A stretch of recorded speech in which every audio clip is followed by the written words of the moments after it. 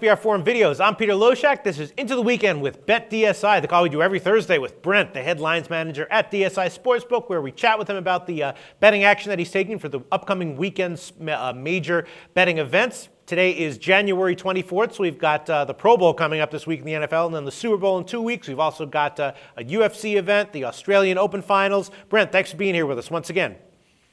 Always a pleasure, Peter. All right, let's just start with the Super Bowl. I'm sure everyone's going to want to know about that first. I noticed that the line got bet down, so I'm assuming that you've gotten a decent amount of action, lopsided action on Baltimore so far. How's the action been so far? The action's been what you would call normal at this point. I mean, we're still, like a week and a half out. So, the thing is, like, you would expect, of course, everyone knows how much is bet on the Super Bowl. They make a big deal about it and stuff like that. But, I mean, you're talking about post-up customers who don't want to tie up money for a long time. So unless they think they're getting a really great value, a lot of people will hold off on betting it. That being stated, we do have a count slightly in favor of Baltimore so far. The money slightly in their favor as well. But nothing, particularly sharp or wise. The only wise guy who really has come in to make a substantial bet was San Fran on the money line minus 175, and that's actually the current price as well. All right, so then I guess you're expecting a lot more money to come in next week on the Super Bowl then. Yeah, no, we'll get a ton of money. And, the volume does go up probably about, I would say, 3 times from a regular, say, Sunday night or Monday night football game. And that action is probably double of a regular Sunday game. Right. But a lot of that money gets tied up in props and things of that nature, maybe quarters, all the number of props on the Super Bowl is just ridiculous. And it does attract a lot of public action. So we'll get a lot of money on that, but it won't come until closer to game time, Peter. Okay, then I guess we'll talk all about the Super Bowl action you've taken and your prop action and everything next week. So tune in for that. Anyone who's watching now and wants to know all about that, we will be discussing it in depth, in detail with Brent next week, right? Yeah. Okay, and then how about the Pro Bowl? Are you getting, I've heard that, sharp guys like to bet exhibition games like that. Have you gotten any sharp action on the Pro Bowl? Sharp guys will bet the weather tomorrow if they can find an edge, Peter. Okay.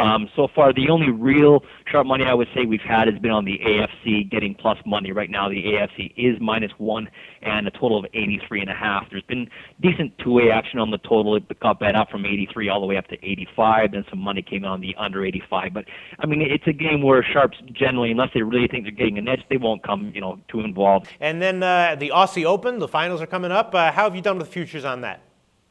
Not bad. I mean, the women was better than the men. Right now, Serena Williams was like the highest bet in terms of the women's side at minus 130. She's out of the tournament now, so we're all right. And I think the other finalist is Azarenka, who was plus 350. We got almost nothing on her, and her opponent Li Na, basically nothing on her. She was plus 1600, but no one touched her at all. So we're decent in terms of the women's side. Men's side, it's the same old story. We always have money on Djokovic. Right. He was plus, about even money, minus 110. That's where most of our money is. So even if he wins, it's not like we're paying out, 4-1, 5-1, anything like that.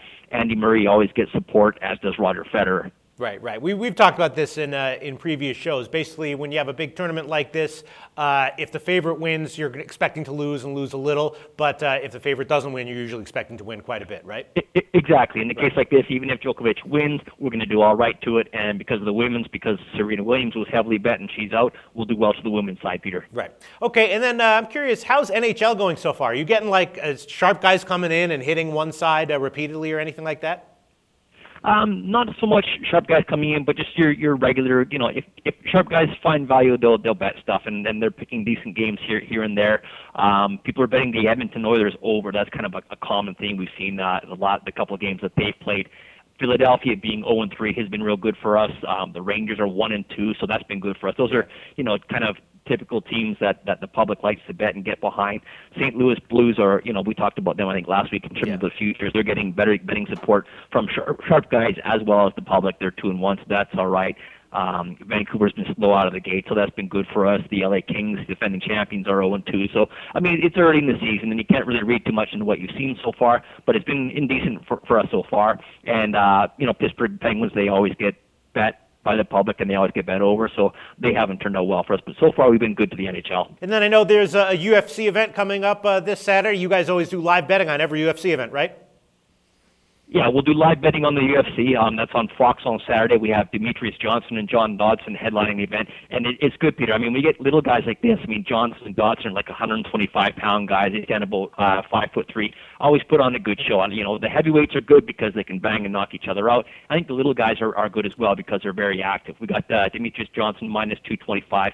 He's an exciting fighter and a good favorite. And we'll have live betting on the entire card, Peter. Yep, I still don't understand how you guys manage to do that. Live betting continuously, not even just at junctures, continuously on UFC. But you do it, and I guess you don't get killed on it. It's a great feature to have, though. Thanks so much, Brent from Bet DSI, and we will talk to you again next Thursday where we'll talk nothing but Super Bowl in depth.